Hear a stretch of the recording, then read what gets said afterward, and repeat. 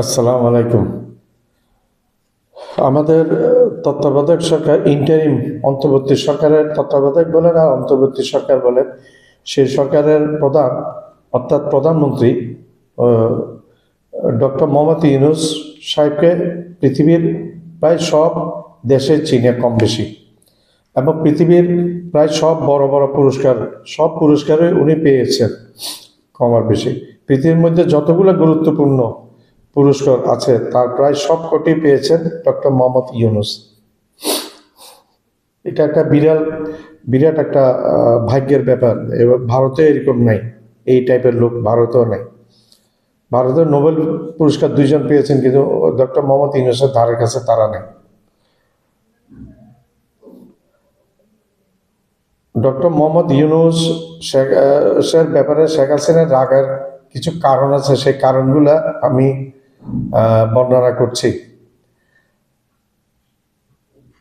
হাসিনা কারণের মধ্যে একটা হচ্ছে হাসিনা নোবেল না পাওয়া এবং ডক্টর মোহাম্মদ ইউনূস পরিবর্তে নোবেল পেয়ে যাওয়া। হাসিনা নিজেকে মনে করতো অনেক বড় কিছু, এবং ওর এই সমস্ত রোহিঙ্গা ঢুকিয়ে ফেলেছে, এই জন্য তাকে নোবেল দিয়ে দিবে।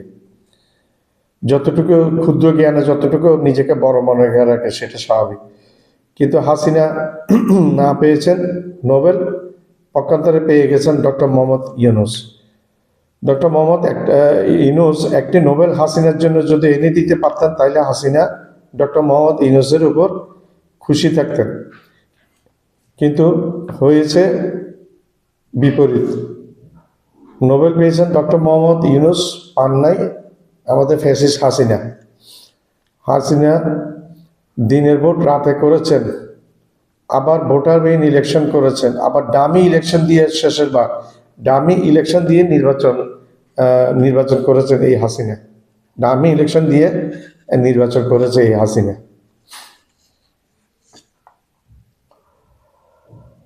যেহেতু নোবেল প্রাইজ হাসিনা পায় না, ডক্টর ইউনূস সাহেব পেয়েছে, তাই ডক্টর ইউনূস সাহেবকে বিষাদাগার করছে হাসিনা।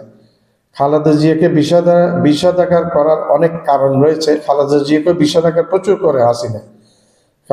খালেদা জিয়াকে বিষাদাগার করার কিছু কারণ রয়েছে। তার মধ্যে সৌন্দর্যের কথা বললে, খালেদা জিয়ার সৌন্দর্যের ধারে কাছে হাসিনা যেতে পারবে না। খালেদা জিয়া অনেক বেশি সুন্দরী ছিলেন।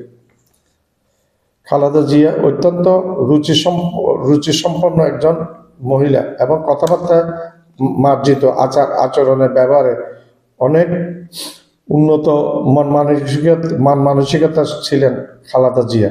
আর পক্ষান্তরে হাসিনা একটি কর্কটভাষী মহিলা, মুখে কথা আটকাতো না, যার সাথে যেমন ইচ্ছা চাইতো সেভাবে ব্যবহার করতো, কথাবার্তা বলতো, মানুষকে তুচ্ছ তাচ্ছিল্য করে ব্যবহার করতো, মানুষকে ইজ্জত দিতে চাইতো না। বিষাক্ত এক নারী এই হাসিনা। খালেদা জিয়ার বয়স হয়েছে, অনেক দিন বেঁচেছে, আর কত বাঁচবে? এক পাথর কবরে পাঠিয়ে দিয়েছে, কি লাভ হবে আর বিদেশে পাঠিয়ে? এই মন্তব্যগুলো আমার না, এই মন্তব্যগুলো হচ্ছে আমাদের ফ্যাসিস্ট হাসিনার, খালেদা জিয়ার সম্বন্ধে এমন ঘৃণা করতো এই ফ্যাসিস্ট কাটালানি হাসিনা। এবং খালেদাকে নিয়ে এমন কোনো অশ্লীল কথা নাই যে সে বলতে সে দ্বিধা করতো না, ইত্যাদি ছিল হাসিনার নিত্যদিনের একটা ব্যাপার। আরও রাগের কারণ হচ্ছে, সুস্থ নিরপেক্ষ নির্বাচন হলে হাসিনা খালেদার সাথে দাঁড়াতেও পারবে না, ড্যাম ডিফিট খাবে। সেটা হাসিনা ভালোভাবে জানতো। আরও জানতো বাংলাদেশের মানুষ হাসিনাকে পছন্দ করে না, খালেদাকে অত্যন্ত পছন্দ করে। বর্তমান সময়ে এই মুহূর্তে বাংলাদেশের খালেদার কোনো দ্বিতীয় কোনো প্রতিদ্বন্দ্বী নাই। যদি থাকে আপনার কমেন্টে আমাকে একজন দেখাবেন, একটু জানাই। 5টি আসনে খালেদা জিয়া দাঁড়ালে বিপুল ভোটে উনি জয়লাভ করতেন, আর হাসিনা 3টি আসনে দাঁড়ালে হাসিনা 3টি আসনে দাঁড়ালে একটা আসনে জিততেন, সেটা হচ্ছে ওই ফরিদপুরের আসনটা, আর বাকি 2টা আসনে হারছেন। একটা আসন হচ্ছে এই হারার মধ্যে, একটা আসন হচ্ছে এটা ডক্টর ওয়াজেদ মিয়া, হাসিনার জামাই, দিনাজপুরের এই রংপুরের সেই আসনটা হাসিনা হারিয়েছে আগে। এমনকি এই রংপুরের মানুষের ছেলের বউ এই হাসিনা, কিন্তু রংপুরের মানুষ হাসিনাকে ভোট দেয়নি। তখন ভোটের ডিফিট গিয়ে হাসিনা বলেছিল, রংপুরের জামাইও আমাকে কিছু দিতে পারে না, আর রংপুরের মানুষ আমাকে ভোট দেয়নি। আরেকটা হচ্ছে এই ঢাকাতে এই সাদেক হোসেন খোকার কাছে হাসিনা চরমভাবে ডিফিট খাওয়া। এই সাদেক হোসেন খোকা তখন বয়স অনেক কম ছিল, এই সাদেক হোসেন খোকা চরমভাবে ডিফিট দিয়েছিল হাসিনাকে। এই সাদেক হোসেন খোকা ওই আসনে হাসিনাকে চরমভাবে ডিফিট দেওয়ার